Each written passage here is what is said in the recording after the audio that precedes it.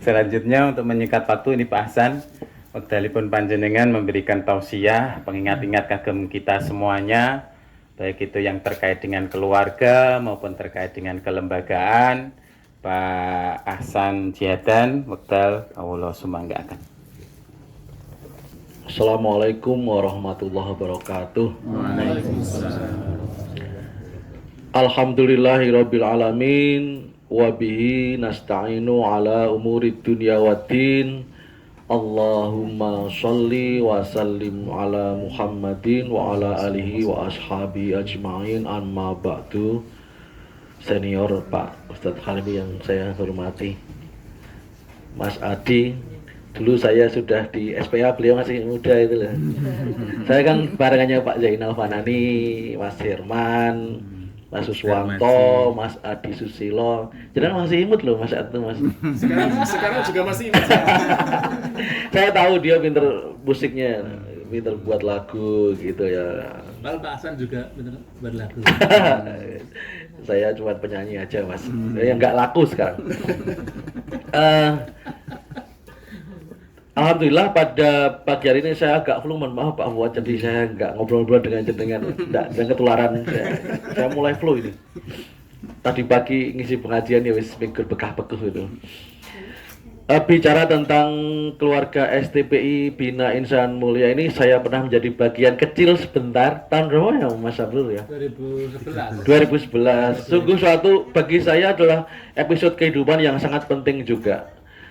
Saya pernah ngajar di UMY kelas Gunung Kidul, kemudian di sini hampir berbarengan waktunya itu. Pokoknya hari Sabtu dari hari Ahad ya Mas Abdul ya. Jadi nggak pernah libur. Dan istri saya juga nggak protes. Saya senang sekali Ratu ngajar psikologi umum, psikologi pendidikan, dan psikologi perkembangan. Tadi ada mahasiswa saya Mbak Heni tadi ya. Nah, saya selalu memberikan reward kepada mahasiswa yang hadir dengan sering memberikan clue. Misalnya saya menerangkan sesuatu ya, saya misalnya tentang teori kelupaan. Lupa itu karena time span atau karena overload itu. Saya selalu mengatakan ada dua hal yang menjadikan orang lupa. Dicatat, sopo ngerti masuk ujian. Saya udah sering memberikan clue kalau mahasiswa saya itu nek titen kudunya dicatat gitu loh. Oh, kalau saya mengatakan itu dicatat dan dihafalkan, siapa tahu keluar di ujian gitu ya Mbak Eni ya. Dan yang mau nyatet ya bijinya apa? Surat atau mangkat aja ya mesti bijinya. Seperti itulah. Tapi bagi saya suatu fase yang menarik juga Pak, ternyata mengajar di teman-teman yang sudah bekerja, teman sudah ibu-ibu. Kita tidak bisa menuntut seperti anak-anak yang masih fresh lulus SMA, tapi tetap ada tantangannya dan ada kesenangannya tersendiri. Dan jenengan yang ladeni ibu-ibu ini Pak Uwat nyenengke ya. Setiap kuliah itu selalu ada yang menarik, dan saya selalu minta kepada mereka untuk memberikan contoh. Dan mohon maaf saya bandingkan sedikit ya dengan saya ngajar di UMY dengan di sini itu anak-anak sini itu lebih antusias memberikan contoh. Ketika saya menerangkan tentang persepsi itu saya tak terduga itu mereka mendapatkan contoh yang saya tidak menduga sebelumnya. Paling persepsi itu yang gunung-gunung, ternyata mereka punya pengalaman kehidupan, mereka bisa memberikan contoh yang saya tidak terduga. Dan itu saya gunakan semester berikutnya di mahasiswa yang lain gitu loh. Artinya saya nyontek contoh-contoh mereka gitu loh. Tapi bagus. Bapak Ibu sekalian yang saya hormati, kali ini saya akan bicara sedikit tentang keluarga. Tadi Pak Fuad ngendiko bahwa Pak Adi juga ngendiko bahwa keluarga itu mempunyai fungsi yang sangat besar dalam kancah dakwah kita ya. Kalau kita salah memilih istri, mungkin juga atau dapat istri yang kurang pas, memang bisa terjadi. Tadi Pak Adi ngendiko dakwah kita agak terhambat. Sebenarnya dalam kondisi sakit seperti ini, istri saya itu agak was-was. Saya nyopir jauh, kemudian dalam kondisi flu itu sebenarnya istri saya was-was. Tapi janji ibu lah piye neh. Tadi mau nemeni saya seperti saya. Apa tak kancani mau masring kan gitu kan. Nggak usah, karena dia juga punya banyak hal yang harus diselesaikan di rumah. Makanya begitu juga kalau kita tahu sirah Nabi kan, ketika beliau mendapatkan wahyu yang pertama kali kan Rasulullah itu kan kaget ya. Mendapatkan goncangan yang besar karena peristiwa yang tidak terduga sama sekali. Rasulullah memang sudah punya kegalauan, punya keprihatinan terhadap kondisi masyarakat sekitar saat itu. Seperti apa kondisi jahiliyah, dia prihatin kalau kemudian dia berkholwat kan, kemudian mendapatkan amanah untuk memperbaiki. Sebenarnya udah lama dia punya kesadaran, punya komitmen tentang keprihatinan tentang kondisi lingkungan. Tapi ketika dipasrai pun dia ternyata juga galau juga. Apakah benar ini? Apakah ini hanya mimpi? Dan sebagainya, banyak pertanyaan. Kalau jenengan nanti mendalami sirah Nabi ketika mendapat wahyu itu kan galau juga sampai dia terguncang, kedinginan di rumah, mungkin demam. Dan siapa yang memberikan power, memberikan kekuatan? Istrinya, Khadijah. Jadi ibu-ibu kalau bapak-bapak sedang dari ngaji kedinginan, tolong ya bu ya diberi kekuatan dengan diberi kehangatan, mungkin disetrika atau diapa gitu. Karena Rasulullah merasa kedinginan saat itu, dapat berselimut kan. Jadi tugasnya istri itu katanya tugas istri itu kadang-kadang seperti kipas angin ya. Kalau suami pulang itu kalau panas ya menjadi dingin. Kadang-kadang juga menjadi setrika juga loh kalau udah kedinginan disetrika itu. Selimut lah, jangan setrika lah.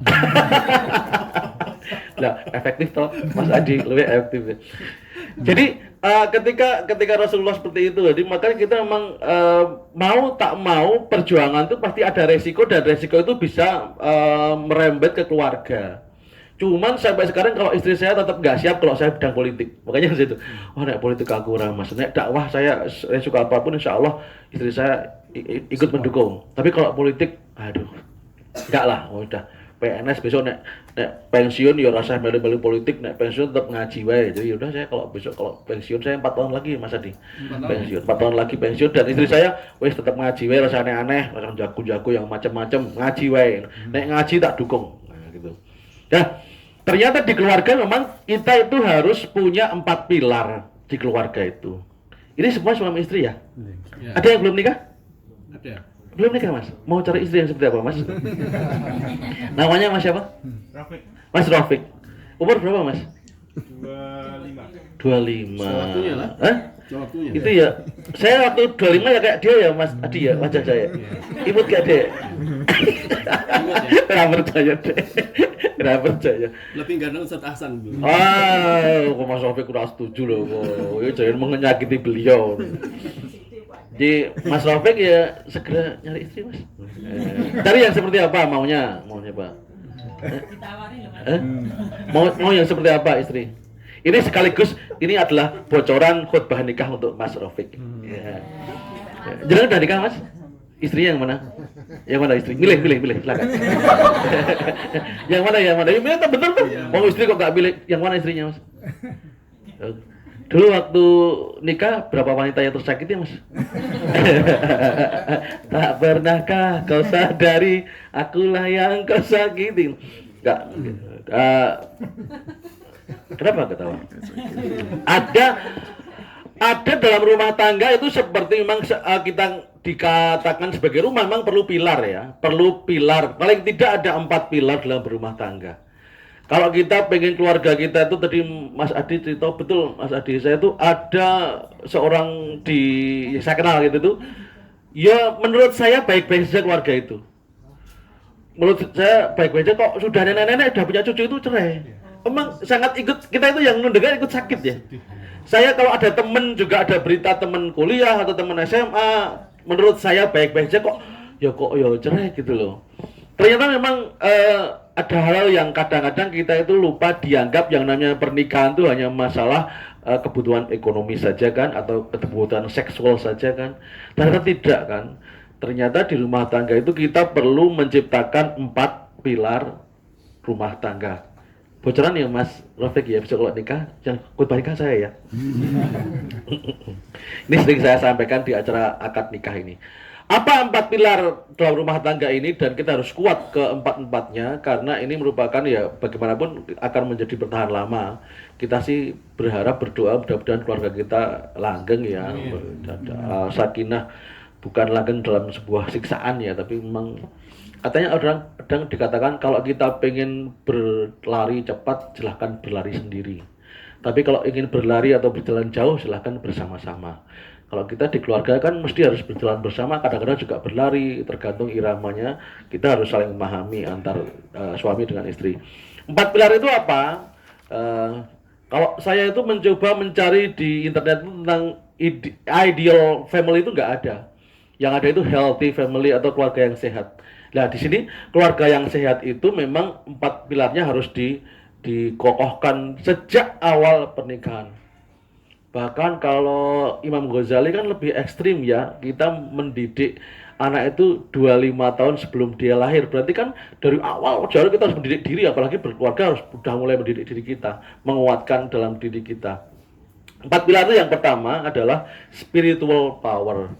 Di keluarga itu harus ada nilai spiritual. Jadi nilai spiritual yang disepakati, kemudian juga dilaksanakan, dan itu antara suami dan istri saling menguatkan. Seorang suami banyak kasus ya, mohon maaf sekali ini kemarin jadi gorengan dari orang yang gak suka Islam. Kan mohon maaf, Ustadz yang nun sewu melakukan sesuatu yang seperti itu, wah digoreng habis-habisan Pak. Bandung, ya? Ya, padahal di kalangan mereka juga banyak sih sebenarnya. Tapi kalau yang terjadi di kalangan Islam itu yang goreng gitu, jangan wis ngantek minyaknya iteng ya, kayak bakul gorengan sing blabel dinggo. Gimana? Kemudian kalau yang terjadi sesuatu di berlabel Islam itu mesti digoreng sekarang itu. Kita makanya harus hati-hati ya. Kalau mereka itu cerai atau apa itu nggak pernah ada berita yang di blow up. Tapi ketika ada ustadz atau apa, siapa yang berlabel Islam itu mesti akan di blow up habis-habisan. Nah ini yang kita sendiri memang itu menjadi sebuah kehati-hatian bagi kita. Ternyata kita itu menarik menjadi berita. Ketua STPI misalnya kan menarik ya. Labelnya itu kan sekarang itu kan bukan apa melakukan apa, tapi siapa melakukan apa yang menarik itu. Kalau mesti orang biasa cerai mungkin nggak akan udah demikian ke Raffi Ahmad, saya nggak doakan. Misalnya itu akan jadi menarik karena siapa melakukan apa, bukan peristiwanya apa, tapi sudah menjadi siapa sekarang itu. Jadi spiritual power itu memang harus kita tanamkan dan kita sepakati, dan itu harus dilakukan dengan konsisten. Misalnya di rumah tangga itu nilai kejujuran, nilai kesetiaan. Selalu ketika teman-teman saya misalnya ada yang naik pangkat atau naik jabatan, saya belum, istri saya mengatakan, Mas saya tuh nggak mengharuskan jenengan jabatannya harus tinggi, itu nggak. Yang penting jenengan tuh satu setia, yang kedua mencukupi rumah tangga rezeki itu. Bagi saya cukuplah saya menjadi suami yang setia, udah istri saya bahagia. Walaupun tidak dengan kemewahan, Pak Fuad. Ya, enggak, ya sebenarnya kita sebagai laki-laki sudah eksis loh Pak Fuad, mobil punya, ya walaupun seperti apa, rumah ada, kita juga anak ada. Sebenarnya beberapa nilai kebahagiaan itu sudah ada dalam kehidupan kita, tergantung bagaimana kita mengapresiasi. Jadi spiritual power itu harus ada di keluarga. Karena dalam keadaan ekonomi yang sangat terpuruk, dalam keadaan fisik yang jatuh dan sebagainya, jabatan yang tidak bagus, mesti yang akan menjadi penyangga pertama adalah spiritual, kesabaran, rasa syukur. Jadi inilah yang di keluarga harus selalu digaungkan. Jadi seorang suami harus memberi contoh kepada istri bagaimana bersabar. Seorang istri bagaimana memberikan contoh kepada anak-anaknya atau juga kepada suaminya tentang bagaimana bersabar. Banyak seorang suami termasuk dalam hal bersabar, dalam hal kerja keras. Seorang suami ketika di kantor bekerja keras, tapi ketika di rumah itu kan santai-santai kan. Anak kan nilainya kan di rumah. Tidak tahu, wah aku nang kantor ki wis kesel nang kene menggara apenak-apenak. Banyak seorang suami yang merasa ketika sudah bekerja keras di kantor, di rumah dia berhak, mohon maaf, rotok kasar, agak kadang-kadang nyuwun sewu nek cara basa Jawa iki ngadi-adi apa ya? Manja, aleman gitu loh. Adikit. Enggak pakai kit ya. Gini loh Mas Adi, maksudnya merasa bahwa ketika dia sudah capek mencari nafkah di luar, di dalam itu koyok kesannya sak penake dhewe gitu loh, atau aku njaluk apa oke. Ini suami-suami zaman eranya bapak saya kan suami itu raja. Jadi tempat duduknya khusus, gelasnya khusus, makanannya juga khusus dilebihkan. Saya itu merasa generasi yang selalu terdolimi perasaan saya. Ini curhat ya. Ketika saya ikut bapak saya itu seperti raja. Jadi ini loh, mungkin kalau bapak nongkono, gelasnya kuwi, piringnya kuwi khusus. Tapi ketika saya punya anak, saya nggak dirajakan. Malah harus bocah-bocah yo ya. Mohon maaf, ketika kita sedang ekonominya agak mepet gitu, saya tidak mengatakan bahwa nggak punya, nggak ada, dikira nggak bersyukur. Nah, misalnya ono daging terbatas, kalau harus anaknya. Nek bocah ki nek mangan enak dadi utek, nek wong tua dadi lemak. Ayo. Perasaanku aku mbiyen zaman aku cilik karo bapakku, saiki aku malah karo anak-anakku ya. Ini curhat ya, Pak. Paham gak tempat itu juga? Enggak, tapi kalau saya sih merasa bahwa bocah-bocah. Dulu itu bapak itu tidur nggak boleh diganggu, makan nggak boleh diganggu. Kalau sekarang aku harus turu, ya kayak kon ngajari PR. Lah kok aku kesel aku kayak. Soalnya PR bahasa Arab aku ra iso. Jadi kan di rumah saya itu kan dibagi dua. PR yang IPA itu istri saya. Karena dia itu kuliahnya di pertanian. Tapi kalau yang IPS, bahasa Indonesia, agama, itu saya. Lah aku wis arep garap tugas kantor lagi rampung gue ya PR kayak anak-anak udah kok penak aku zaman aku biyen ora tau ngrepoti bapakku biyen zaman aku cilik iki. Kita dicurhat ya. Jadi bagaimana seorang suami itu bersabar akan menjadi model bagi anaknya, seorang suami istri, karena menurut beberapa penelitian memang bahwa tanpa sengaja itu anak itu kan akan mereplikasi pola orang tuanya itu. Ya jelas orang itu pertama kali memang referensinya orang tua ya. Anak sebelum dia yang ikut perkembangan, saya ingat nggak Mbak ini? Mata kuliah perkembangan masih ingat pelajaran saya perkembangan, masih ingat ya? Operasional konkret, ini tahu apa itu? Melihat fisikalnya, ingat operasional konkret. Teori kelupaan ingat nggak? Lupa.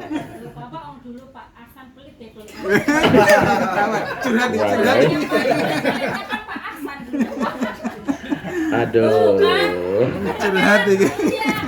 Pasti semua mahasiswa STP yang di Gunung itu home. Gimana? Kalau Pak Hasan pelit nilai. Apa?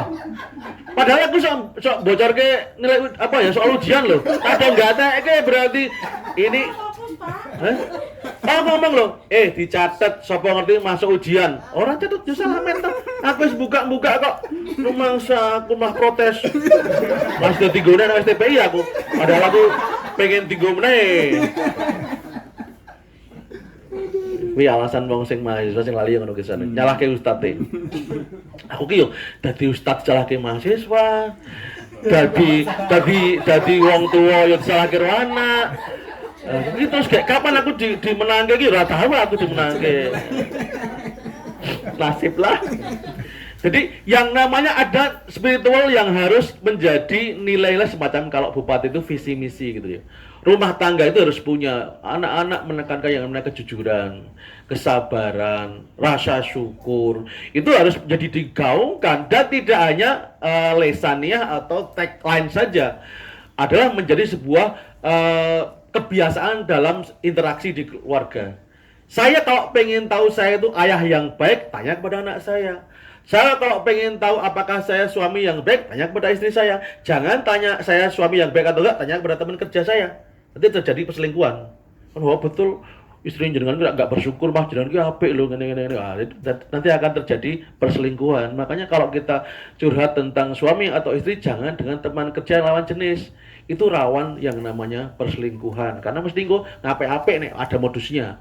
Nah kalau di kantor kan semua orang bagus, wangi, kemudian seorang bapak yang juga tampak sabar, walaupun di rumah sakar PDW tadi. Jadi ini yang pertama, spiritual power. Mohon mulai jenengan sekarang mulai merumuskan apa sih nilai yang harus dalam rumah tangga saya itu dikedepankan dan dicontohkan kepada anak-anak. Empati misalnya. Ketika kita di jalan tuh, Bapak-bapak Ibu sekalian, kalau saya dulu pernah mendapat nasihat ya. Ketika saya masih anak-anak saya kecil-kecil, sekarang udah remaja dan dewasa Pak. Ketika anak-anak masih kecil, ada teman saya, Mas, nek arep tuku mobil saiki. Mumpung anak-anak masih SD, masih TK itu. Saya uangnya sebenarnya nggak terlalu cukup Pak, tapi ya untuk memaksakan diri. Kalau mau beli mobil itu ketika anak-anak masih SD, TK, karena mereka senang diajak pergi. bareng-bareng itu seneng. Dan saiki anakku wis remaja iki ora gelem Pak, mesti ngeyel. Ayo teman si bae. Gua alasane iki lah, les iki lah, anu basket lah, apa badminton lho kanca-kancane memang udah sulit ketika sudah.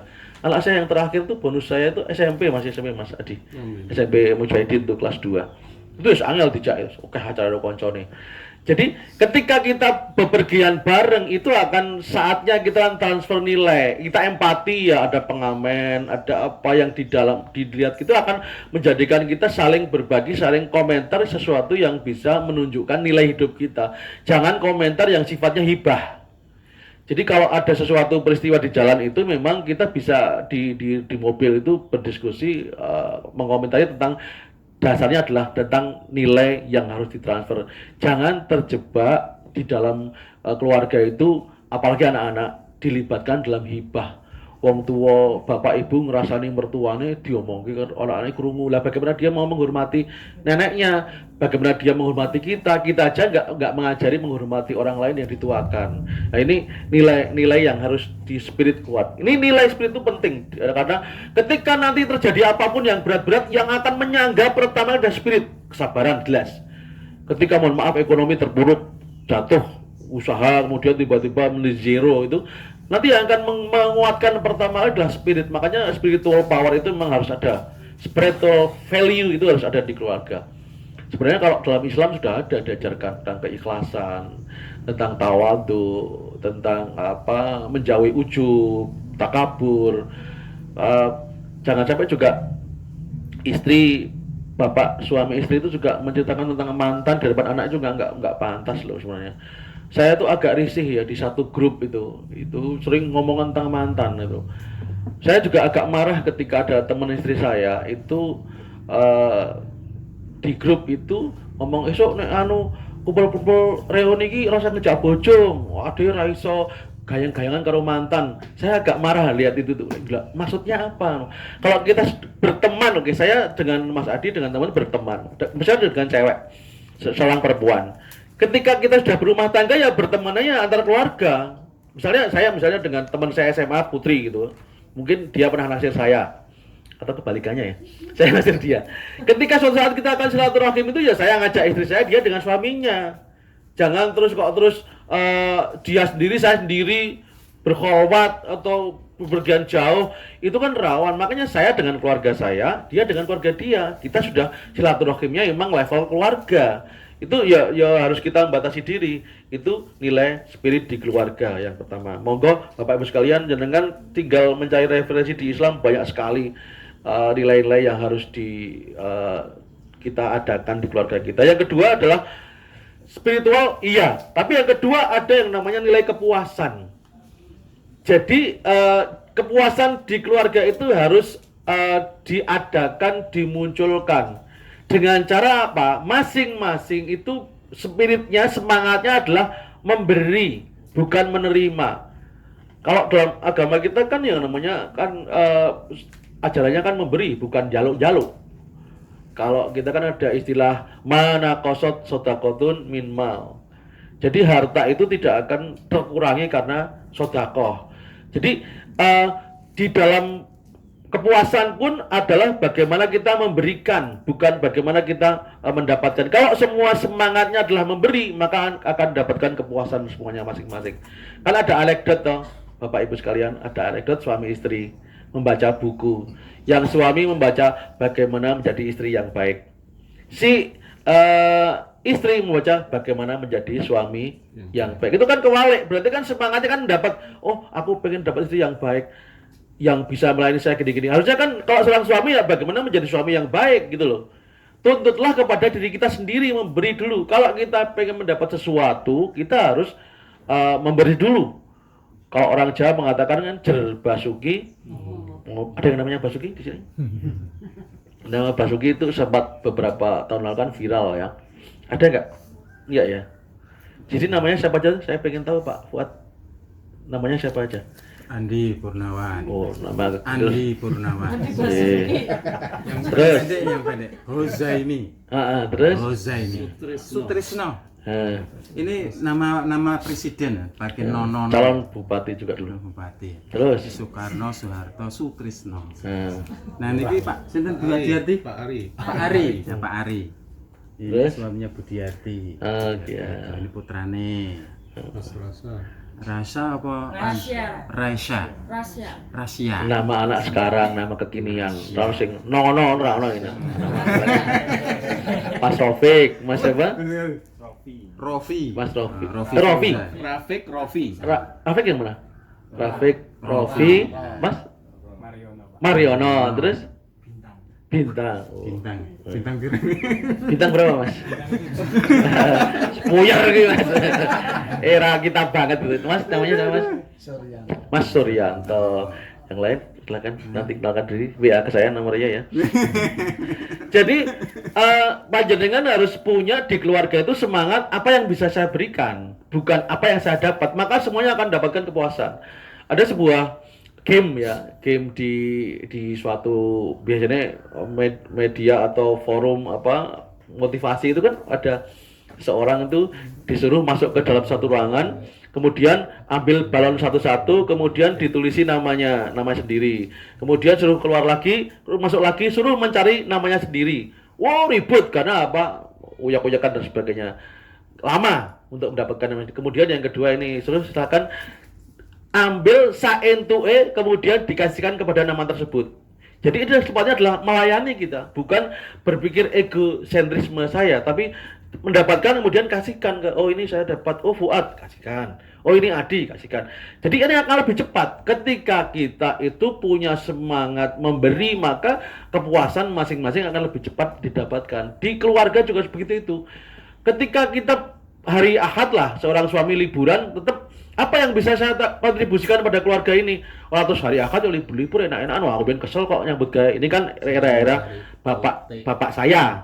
Tapi kalau era bapak kita itu kan lebih wong saiki yo kudu tandur. Mas Sabrur kan nandur iki kurma, talok, itu nandur dhewe lho iki. Gedang iki Mas Sabrur nandur dhewe iki.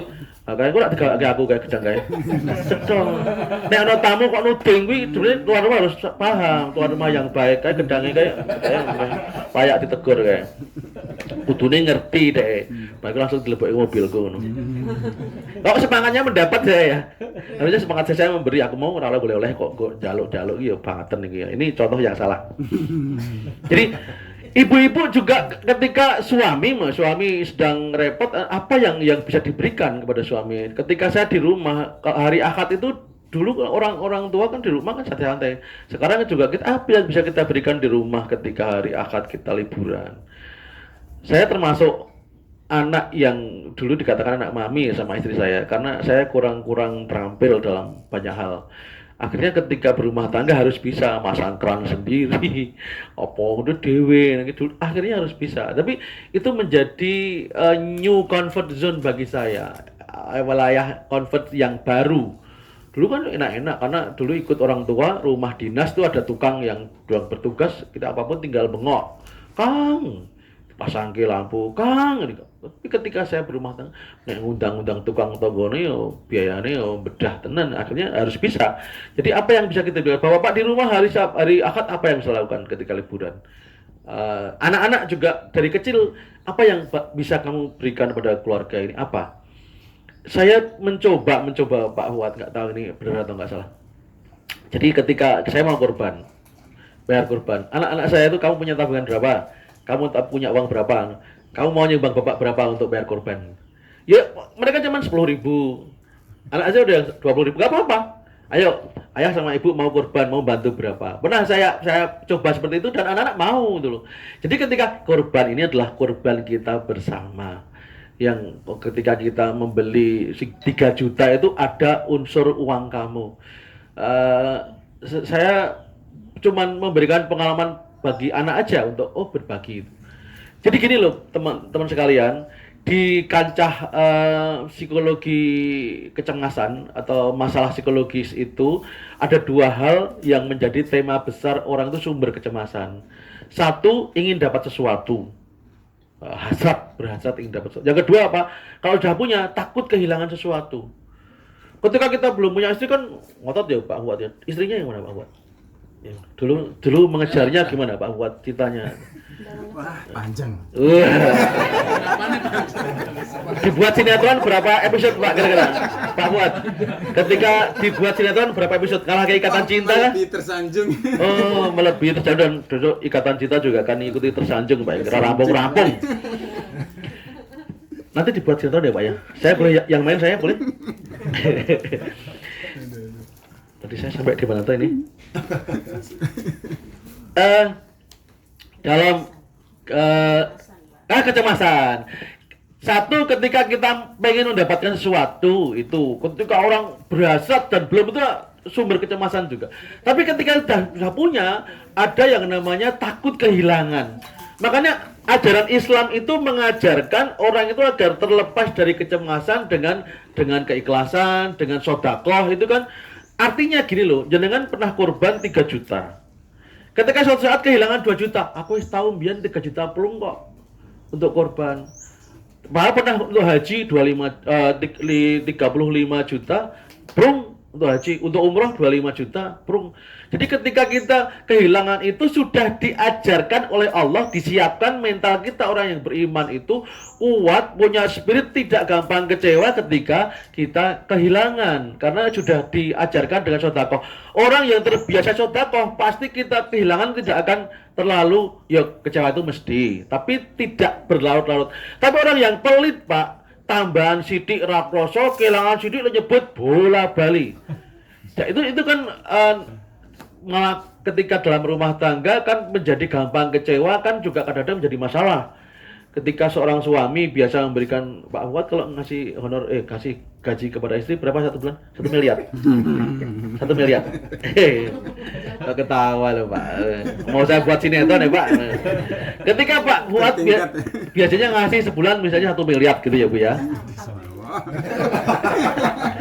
Diamini gitu. Ya sama Allah Maha Kaya loh Bu. Allahu khairur razikin.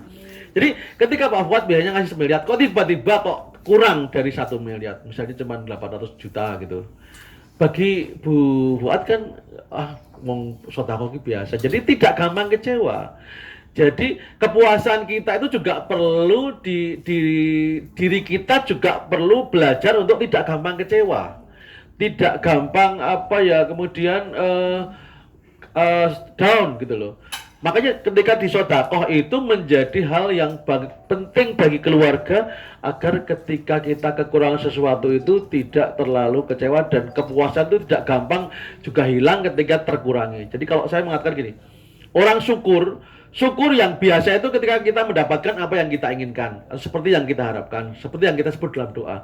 Tapi ketika syukur yang luar biasa itu ketika kenikmatan kita dikurangi, kita masih bersyukur. Itu syukur yang luar biasa. Biasanya kalau dikasih tadi sebulan 1 miliar kemudian 800 juta masih alhamdulillah. Sampai Rasulullah mengatakan kan alhamdulillah ala kulli hal. Ketika Rasulullah itu melihat sesuatu yang tidak berkenan, dia kan memberikan contoh ucapan alhamdulillah ala kulli hal. Jadi besok istri-istri kalau mendapatkan honor mendapatkan gaji di luar biasanya alhamdulillah ala kulli hal. Siap Bu? Siap betul? Ibu-ibu siap? Loh bapak-bapak tenang masuk dikurangi bulan depan. Bukan seperti itu bukan untuk bapak-bapak kalimat itu. Kalimat untuk istri. Tapi untuk bapak ya berusaha untuk memberikan yang terbaik. Kalau saya pribadi di rumah itu tidak ada uang laki-laki perempuan. Kalau teman-teman ada yang punya kebijakan, oh ini uang laki-laki, ini uang perempuan. Uang di rumah saya itu tidak ada gendernya. Jadi tidak ada gendernya. Jadi apapun kalau saya berusaha semua saya kasihkan istri saya. Ketika saya mendapatkan apapun istri saya tahu gitu loh. Saya nggak pernah kita anggu jajan, anggu seneng-seneng. Enggak. Saya kalau pengen seneng-seneng juga saya minta sama istri, "Bu, aku njaluk ya tak jajan ro kanca-kancaku." Ya ngomong sama istri. Jadi tidak pernah saya terbiasa menyimpan sesuatu yang istri nggak tahu tuh. Apalagi menyimpan wanita lain. Insya Allah nggak. Naudzubillah dzalik. Nih, ini kepuasan. Yang berikutnya adalah viral yang ketiga yaitu komunikasi, Pak. Komunikasi yang sehat. Komunikasi itu sehat dan menyenangkan.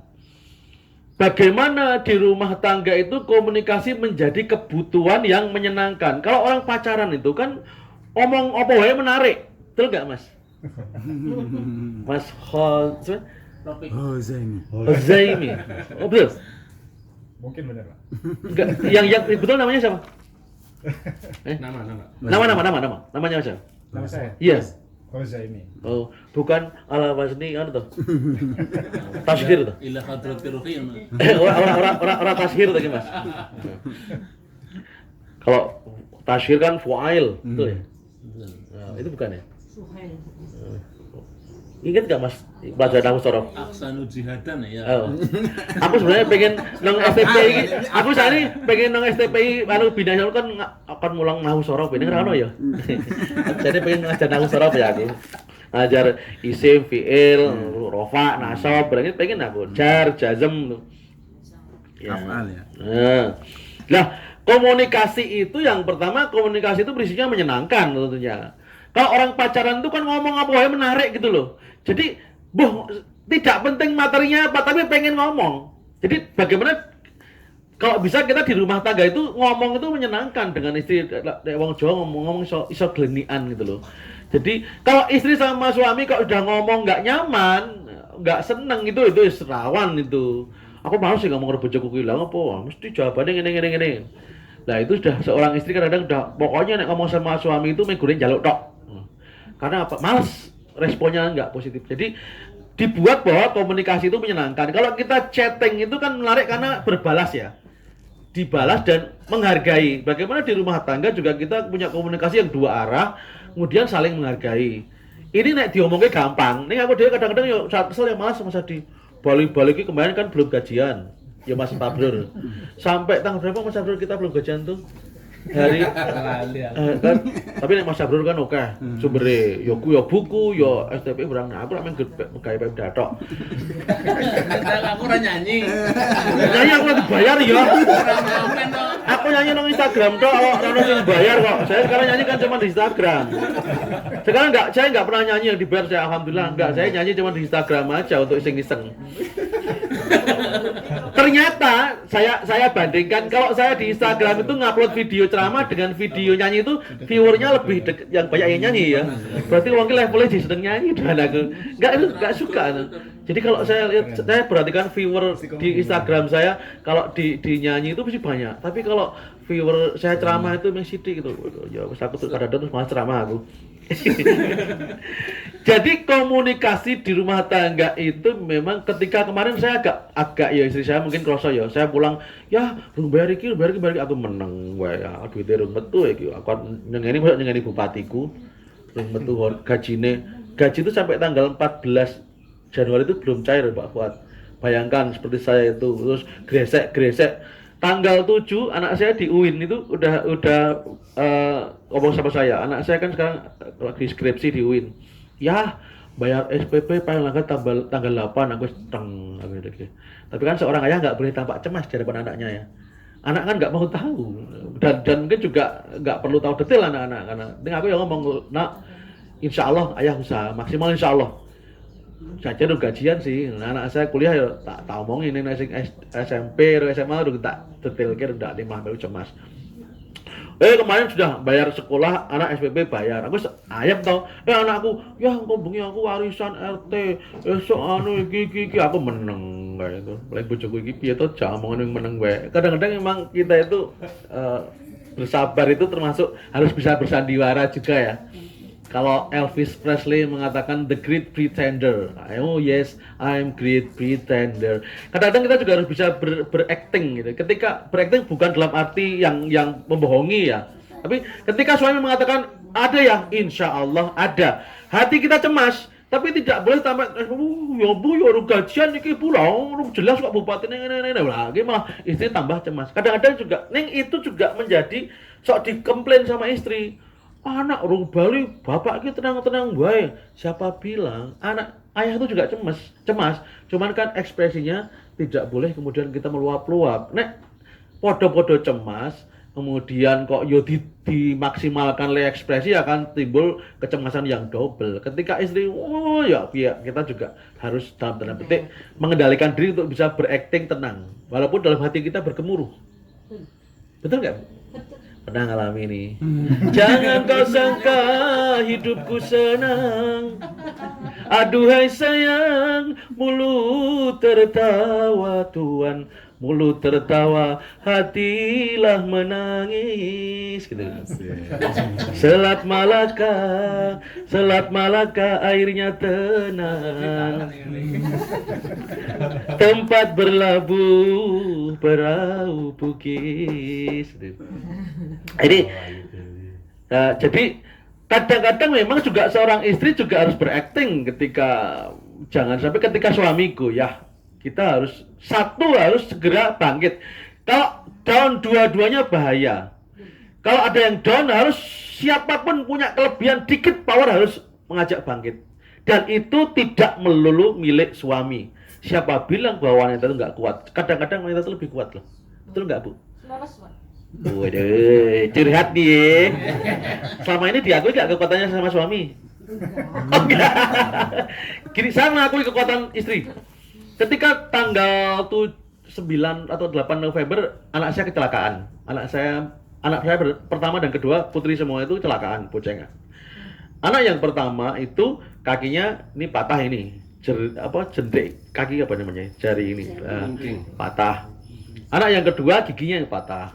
Nah ini yang biaya mahal tuh yang ini, yang kaki patah ini. Kan saya bawa ke UGD di Rumah Sakit Umum Daerah Wonosari.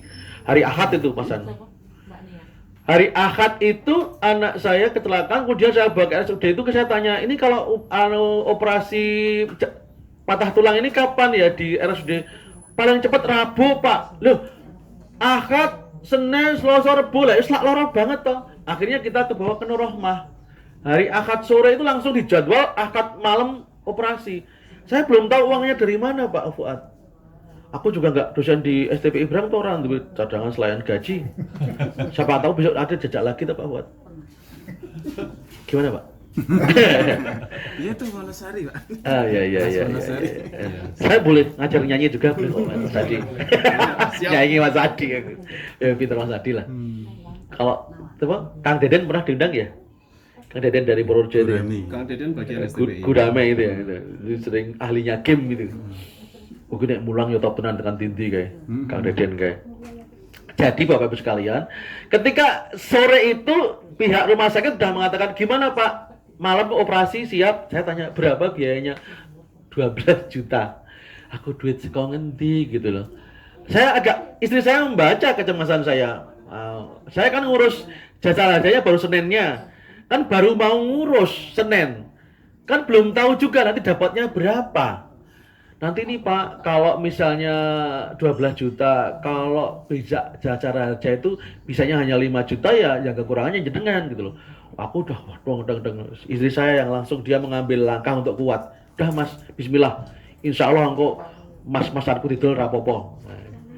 Jadi monggo assalamualaikum warahmatullahi wabarakatuh. Jadi istri saya udah nanti kalau kurang duitnya engkau gon kotak kan masku didol rapopo gitu. Saya langsung berani tanda tangan. Istri saya yang padahal tak tanya lah masih emang piro buh aku lali ono piro. Dan cukup piye kan saya nggak tahu, tapi istri saya sudah menguatkan. Tapi itu sudah menjadi oke lah nanti kita hadapi bersama. Jadi istri juga sudah dia siap dengan menanggung dan menghadapi bersama. Aku udah siap. Nah, ini kadang-kadang emang jangan dikira istri itu selalu lemah loh. Dalam banyak hal istri itu lebih kuat loh. Nah ini yang kadang-kadang laki-laki so ego rumah sana dia maunya tampak paling kuat, tidak mengakui kekuatan istri juga kadang-kadang menjadi bumerang sehingga dia tidak terbuka dengan istri. Yang terakhir, tadi komunikasi harus menyenangkan, komunikasi dua arah dan mohon maaf yang namanya di rumah tangga itu penyesuaian itu setiap saat Pak, tidak ada akhirnya. Cuman halnya beda. Dulu ketika belum punya rumah penyesuaiannya apa? Ketika sudah punya rumah kan mesti penyesuaiannya siapa yang boleh mampir, siapa yang boleh nginep, ketika sudah punya mobil ada penyesuaian baru lagi, ketika jabatannya naik ada penyesuaian lagi. Jadi setiap ada hal yang baru mesti penyesuaian baru. Setiap saat ada penyesuaian. Jangan mengatakan aku sebenarnya kok jiwa sing ora cocok ya. Mesti ada, Pak. Di rumah tangga itu mesti ada yang beda. Sampai kapanpun. Itulah yang kita perlu kedewasaan untuk mensikapinya. Yang terakhir adalah aspek pengendalian diri. Bapak-bapak, tawaran jenengan itu semakin karirnya bagus, pesonanya akan semakin naik. Betul nggak Mas Adi? Insya Allah. Jadi kan ketika ketemu saya ketika 89 dengan sekarang kan mesti pesonanya beda Mas Adi itu. Lebih cerah sekarang. Iya betul. Lebih memutih. Pernah main FTV ya? Tukang kebun nikah dengan juraganya, itu kan FTV kan ketok banget impian orang kaya dengan cepet ya. Itu kan sebenarnya kan obsesi orang ya. Sindrom Cinderella. Betul. Ya enggak gitu, orang ya pengen sejahtera ya usaha, mau pengen nikah dengan orang kaya. Jadi yang terakhir pengendalian diri itu, kalau orang Jawa mengatakan kriwian jadi grojokan. Bapak-bapak kalau ada kriwian jaga tutup, jangan nunggu grojokan. Misalnya gini, era SMS saya dulu pakai XL itu kan ada SMS yang sering nyasar. Om, saya tunggu di hotel ini kamar sekian gitu kan. Kadang-kadang ada tiba-tiba nggak tahu loh Pak, apakah ini sengaja atau gambling ya. Jadi ada saya pernah ketika dulu pakai XL itu banyak SMS tuh masuk dan tidak terkontrol kan karena banyak gratis toh. Ada SMS ke saya saat istri saya itu sedang masa nifas. Jadi anak saya lahir baterai lemah. Segera mohon maaf. Teruskan sampai mati itu. Sematinya baterai. Iya. Jadi ketika istri saya nifas, ada SMS masuk ke HP saya. Om, saya tunggu di hotel ini nomor sekian. Perangkat Kamar. Jelas dimatikan. pakai nomor kamar. Hotel ini. Jadi namanya saya seorang mahasiswa namanya Sita ini. Mahasiswa STPI apa ya aku? Wah, mungkin ini. Jadi hal seperti itu kan kriwian ya. Jangan coba-coba, Mas jangan main-main nanti terus pengiseng baik. Pernah lihat film di tahun 80 ada Fatal Attraction kan? Itu kan seorang suami kan cuma iseng-iseng aja, tapi kan mungkin bagi suami iseng, bagi wanitanya sungguh-sungguh loh nanti. Dan dia akan ngejar loh. Apa kamu udah megang-megang ya tanggung jawab, megang beli tau di toko itu. Apalagi sampai pecah. Ganti. Nah, orang begini harus nikahi Pak. Jadi seorang istri juga begitu, jangan dikira. Kalau ada hal seperti itu cepat-cepat ditutup, jangan pakai ada-ada menggo sekedar iseng-iseng. Di rumah tangga itu nggak boleh ada iseng-iseng apalagi berkaitan dengan interaksi dengan lawan jenis. Itu bahaya. Jadi mengendalikan diri termasuk mengendalikan diri ketika kita kaya. Ketika kita kaya punya uang berlebih itu kendalikan diri, jangan sampai kita membeli apa yang seharusnya tidak dibeli. Kita tuh membeli yang dibutuhkan. Ya, makasih. Mode Bluetooth. Ya. Sedang mencari perangkat. Iya. Sabar aku. Baterai kuat.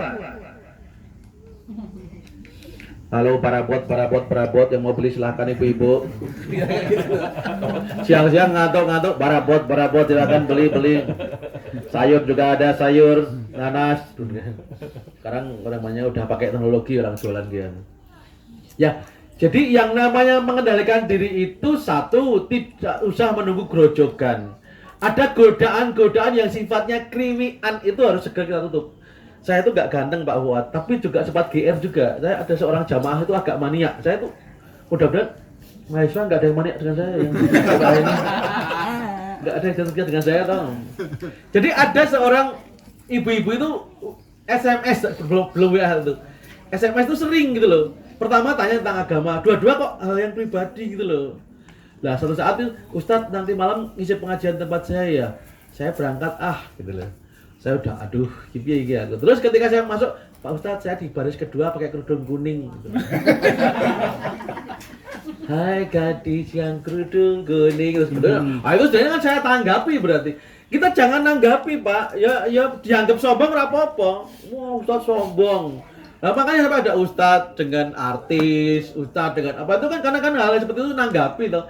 Bapak-bapak, Mas Sabrun mungkin juga banyak penggemarnya, ibu-ibu kader KB itu kan. Banyak. Pak Sabrun. Gitu kalau Pak Sabrun datang kan, wah, itu kan kayak di TikTok gitu kan, ganteng banget. Sering gitu kan nggak Mas Sabrun sama para kader-kader PPKBD di Iya juga. Apa tadi? Hitung banget. Aku udah ngomong lu, Pak Haji gimana cetak gila. Jadi saya bukan ustadz ganteng tapi kok yo ada sing mania, ada juga yang beberapa kali ngirim makanan ke rumah Pak. Aduh istri itu cemburu Pak. Saya itu, iki mampu ibu kok bener ngirim sampai yang terakhir kemarin puasa. Istri saya tuh nggak mau nerima, ngomong sama anak saya, diantar ke tetangga tuh. Ya pokoknya aku ngomong tabu WA beliau jangan ngirim-ngirim nggak enak tuh aku nonton. Tapi terus istri ya wis pokoknya tompo ngono. Sampai terjadi seperti itu. Saya kalau nanggapi kan bisa saya. Makanya saya ngomong sama ibu-ibu, Bu, kalau WA ke saya tanya boleh, tapi kalau setelah jam 9 malam tidak saya jawab. Kalau kita WA-an sama lawan jenis jam 9 malam ke atas itu kan kalau nggak penting banget ya. Itu kan ya untuk apa? Jadi kalau sama mahasiswi WA-an sampai jam berapa, Pak? Nggak tahu. Kalau Bisa diajak, jawab ya dijawab. ditanya sama mahasiswinya diajak kelas online, mau nggak? Disingkat apa kelas online, Pak? Elon. Istrinya kan sampai salah paham. BPKB. Biasa. Kan Pak Ahmad nggak biasa. Nggak biasa. Interestnya kan beda dengan kita, Mas. Jadi gimana besok Pak Guru jadi kelon nggak? Istrinya wis panas kalau coba kelas online. Ngaji online ngalon. Kelas online kelon. Keluarga online kelon. Ya gue terus itu namanya nanti kalau pengen ya di download ya Mas nek pas pengen. Disimpan. Begitu.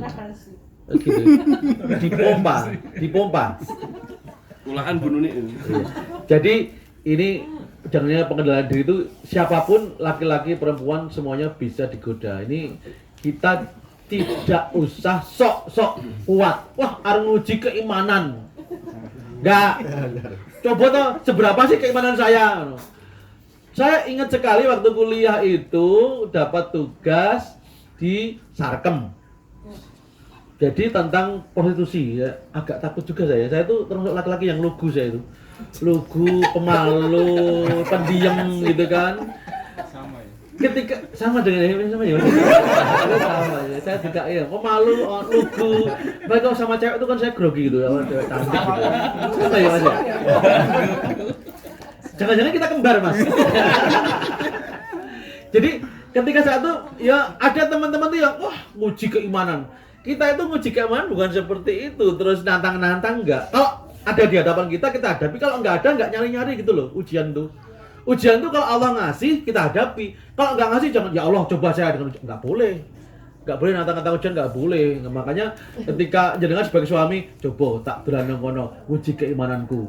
Ketemu teman yang perempuan yang cantik yang belum nikah yang buka aurat kira-kira kuat enggak iman saya? Enggak usah nyoba-nyoba Mas. Resikonya ora kuat tenan jenenganku. Nah, ini monggo Bapak sekalian pengendalian diri itu semakin kita tua itu kadang-kadang seorang laki-laki itu semakin menarik. Ketika semakin mapan, dia akan semakin tampan. Betul kan?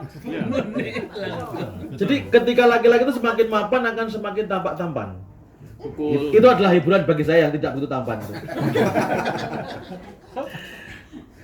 Oke, yang berikutnya pengendalian diri ketika kita berizki kecukupan juga harus kita tetap bisa membedakan mana yang kita butuhkan dan mana yang kita inginkan. Banyak orang yang tidak bisa mengendalikan keinginan tuh nanti akan menimbulkan bencana ya. Kalau orang itu tidak bisa mengendalikan keinginan bahkan nanti sampai utang budi itu akan menjadi sebuah bencana. Utang budi yang kemudian wah apapun yang dia minta saya harus mau karena kita udah utang budi. Jangan selalu lali jenenge. Lagu Melayu itu. Jangan selalu menanggung budi sayang. Hai, gitu ya. Sayangmu sama jadi bencana gitu. Jadi kadang-kadang orang utang budi sama orang lain tuh emang ya berat sih nanggung, tapi kita jangan sampai gileh-gileh karena kita nggak bisa mengendalikan keinginan terus berutang budi sama orang. Jadi kalau kita utang itu memang hal yang sangat urgent. Kalau utang kok untuk kemewahan tuh ya memang ya nggak disarankan. Utang itu untuk hal yang sangat penting dan sangat urgent. Itu pun dalam keadaan terpepet banget ya.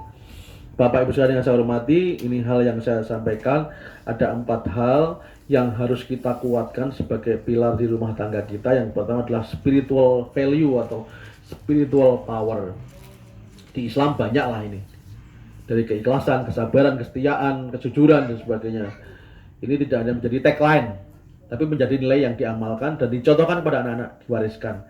Yang kedua adalah kepuasan. Masing-masing kalau ingin memberikan kepuasan, maka kepuasan itu akan terdapatkan semuanya. Yang ketiga ya, komunikasi itu dibuat komunikasi itu menyenangkan. Bagaimana kita sampai tua itu masih seneng ngobrol sama istri gitu loh. Kalau perlu pakai sok gandrung sama istri nggak pas Adi Mas. Tak nyanyikan ya. Gimana nyanyinya? Bila kau selalu dekat Al-Quran, hidupmu pasti akan bahagia gitu Mas Adi. Lagu TPA. Jadi Mas Adi itu kalau ngerayu istrinya gimana? Enggak gitu. Kalau ngerayu istrinya pakai lagu TPA Mas. Gue nak kontur nanti ngelayu dengan istrinya Mas. Kalau nanti Mas Adi kontur, duh wong ayu, pepujane ngati, gitu kan. Istrinya kesuwen Mas dulu lah.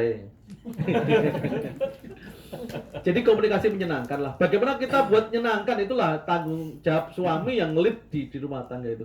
Bagaimana di rumah tangga itu ngomong itu menyenangkan, komunikasi menyampaikan sesuatu itu menyenangkan. Jadi jangan sampai istri itu menyampaikan sesuatu takut sama suami atau sebaliknya, ada yang suami takut sama istri. Sekarang lebih banyak seperti itu ya. Kalau dulu zaman saya kecil itu kan banyak yang istri takut sama suami. Zaman saya kecil kan sungguh kau suami yang kejam dulu. Sekarang suami takut istri, sekarang gitu. Kayaknya emang gitu ya, aku ya udah curhat dikit aku. Yang terakhir pengendalian diri dalam keadaan kita sempit, dalam keadaan kita lapang, dalam keadaan sempit mengendalikan diri dari ucapan kita, perbuatan kita yang tidak pantas. Kemudian dalam keadaan dalam kesempatan berbuat maksiat, monggo dikendalikan. Oke Mas, jangan kan seperti saya tuh lugu, pertahankan ya Mas. Lucu, imut-imut, hati-hati loh Mas. Saya tuh sekarang kalau sama Mas Abrur dilok nek ngisi pengajar bablasan orang Mas, aku saya wedi ya. Nek lucu ndak diseneng ibu-ibu. Lah waktu haji itu keluar dari masjid tuh ibu-ibu, lucu tak tuku, lucu tak jikok. Aja nek lucu tak jikok ibu-ibu aku. Nah ibu-ibu itu kalau keluar dari Masjidil Haram gitu apa-apa kok dijikok itu loh. Nah istri saya makanya saya gandeng ketika keluar dari masjid itu, ben ketok mesra padahal enggak diblonjo. Jadi kalau saya keluar dari Masjid Nabawi itu istrinya tak gandeng Mas. Walaupun kita lugu tapi kita bisa romantis juga loh Mas. Tak gandeng, apa toh ya? Enggak apa-apa. Enggak, kan melihat hal yang tidak perlu. Ini yang dapat saya sampaikan, mudah-mudahan ada manfaatnya. Banyak kurangnya saya mohon maaf Pak Halimi yang lebih verso, yang lebih pengalaman berumah tangga. Ini teorinya aja Pak, pengalaman jadinya lebih pengalaman Pak. Assalamualaikum warahmatullahi wabarakatuh. Sebelum baterai habis. Masih banyak. Jazakumullah khairan katsira, dumateng Bapak Ahsan.